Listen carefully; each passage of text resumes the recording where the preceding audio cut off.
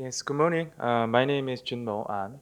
I teach and research technology innovation at Graduate School of Management of Technology, Sogang University. And the topic I will present today is about SMEs, innovation, and economic growth. As you know, after the Korean War, during the last 70 years, Korea has achieved astonishing economic growth. Maybe someone call it as a, describe it as a just a miracle of the Han River.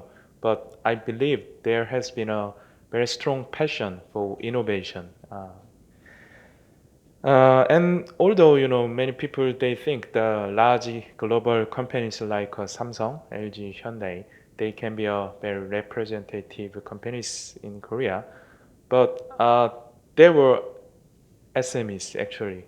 So the current economic growth in Korea would not be achieved if there were not innovative SMEs,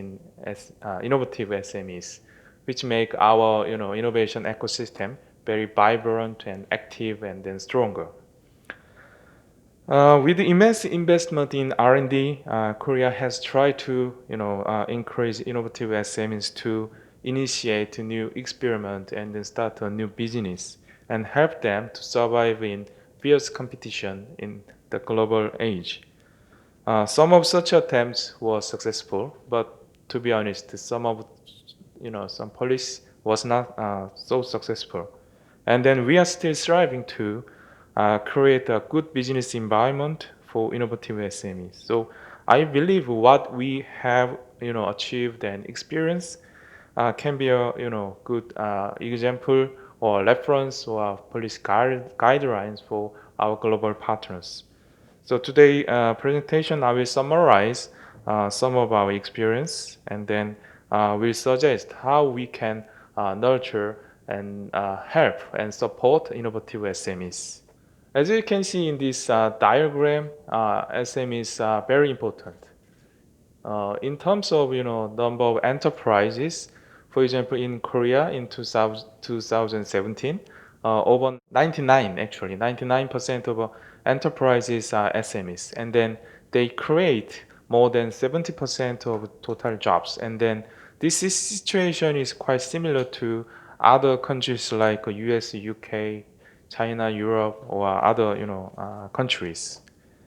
And then in fact, there's no optimal size for innovation. Large firms and then small firms, they both have pros and cons for innovation. For example, large firms, they have material advantages like human resources or financial resources, but they have a stratified hierarchy, so they are more bureaucratic, so they are slow to respond to external change. However, SMEs they have a very simple hierarchy. They have a very organic organization, so they can swiftly react to external change and then make a quick decision. But problem is they are lack of innovation resources. So for this reason, some large companies like 3M, they even imitate SMEs to foster or speed up their innovation. So this is a very interesting diagram. Actually, this diagram is from UK Nesta report entitled Vital 6%. And then the dark purple color indicates innovative SMEs, and then the light purple color indicates just normal SMEs. As you can see, the innovative SMEs, they are just 6% in terms of the number of enterprises, but they create more than 50% of jobs. So important thing is how we can select and nurture these kind of high growth innovative SMEs. But thing is, although they are innovative and then they achieve high growth, they are still SMEs. So they are lack of resources for innovation. So that's the reason why we emphasize open innovation and innovation ecosystem to support innovative SMEs. Due to shortening technology development cycle and then complexity coming from technology convergence, it is becoming more and more difficult for SMEs to survive in this fierce competition and to adopt new kind of technological innovation and implement it. So in this region, open innovation emphasizing the use of external knowledge or innovation ecosystem emphasizing active interactions among various innovation actors has received much attention. So I think I would like to emphasize that the innovation policy have to think about behavioral additionality. Behavioral additionality refers to a firm's behavioral change which would not be made without public support. In other words, in the era of Industry 4.0, which involves rapid technology change and then convergence between technologies, the focus of policy must be put on how we can make each innovation actors interact, and then how we can, establish innovation ecosystem which is friendly for innovative SMEs. But we have to think about that. Every country, they have a different innovation system. As you can see, some developed country, they have a dynamic ecosystem, which has a very good education system, and then fluent, financial market. They have a venture capital. They have everything. But some developing countries, they have unformed, very unformed NIS.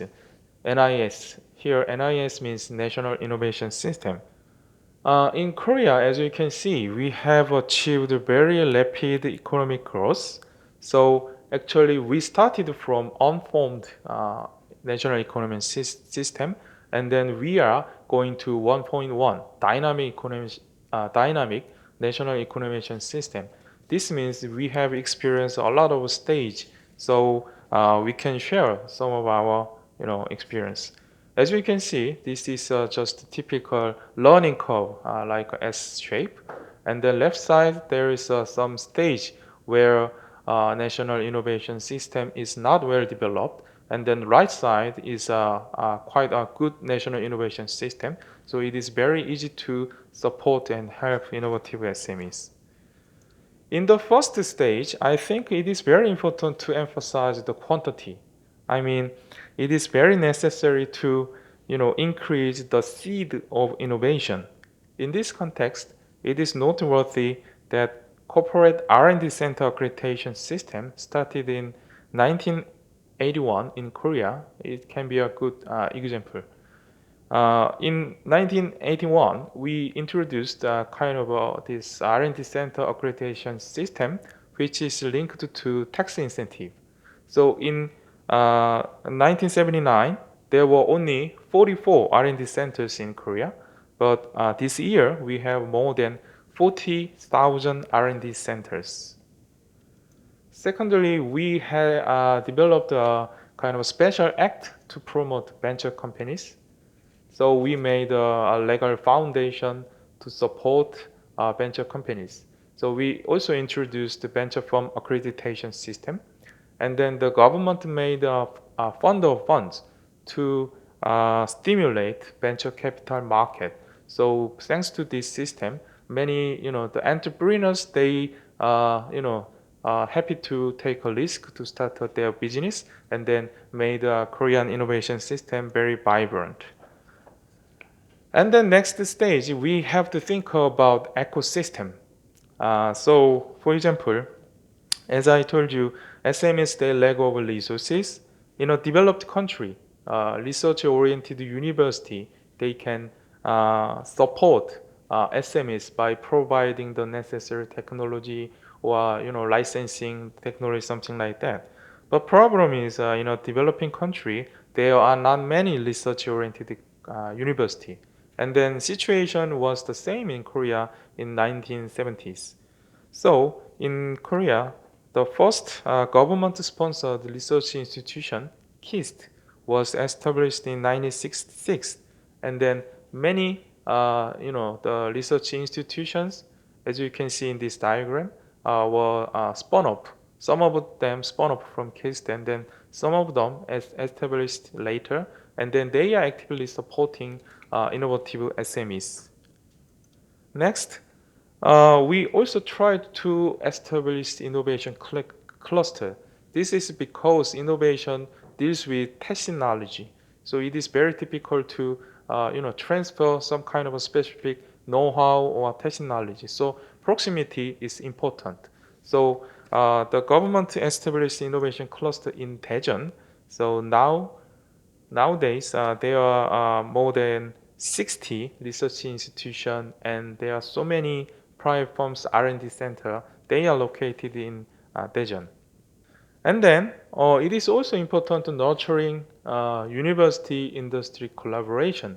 So inspired by the U.S. Bayh-Dole Act, 2004, the Korea established this special law, and then we added more.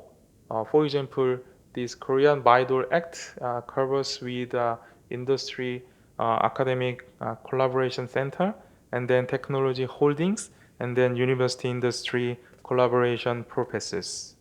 If the innovation ecosystem is sufficiently developed, maybe it's a time to think about the quality.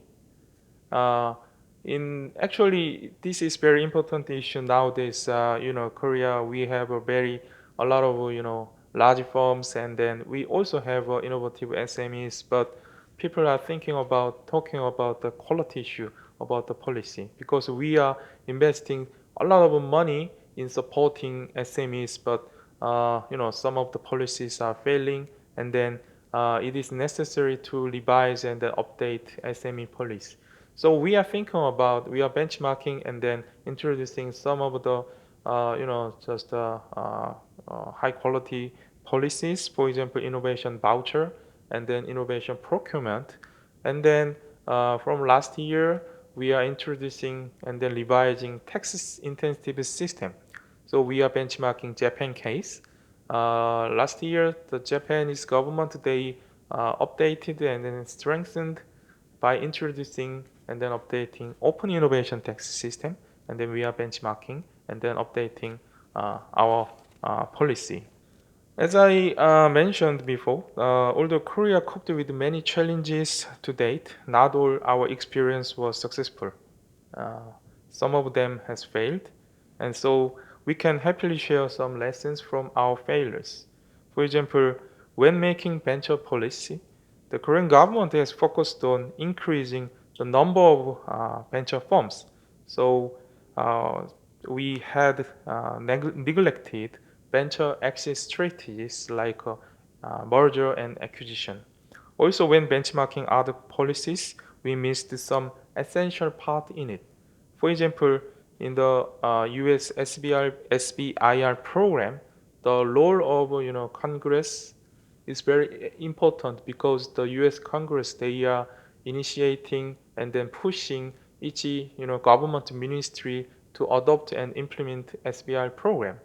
We benchmarked and then made a Korean version of SBR called KOSBI-IR, but the National Assembly was not involved in this program, so it is evaluated that it is not efficient like US SBR program. Uh, that's what I prepared today. Thank you very much.